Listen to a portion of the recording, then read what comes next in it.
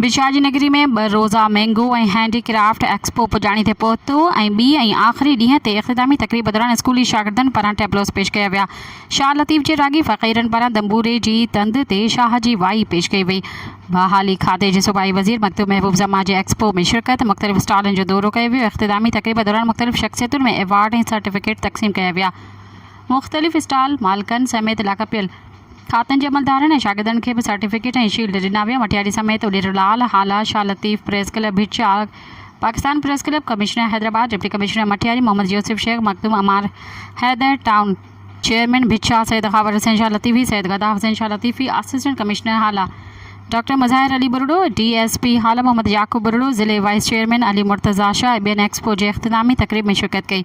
सूबाई वज़ीर मकतूम महबूब ज़मा प्रोग्राम में कामयाब ऐं बहितरीन प्रोग्राम करण ते डिप्टी कमिश्नर मटियारी मोहम्मद यूसुफ शेख ऐं assistant commissioner Hala doctor Muzahir Ali बुरड़ो समेत इंतिज़ामिया खे मुबारकबाद ॾिनी।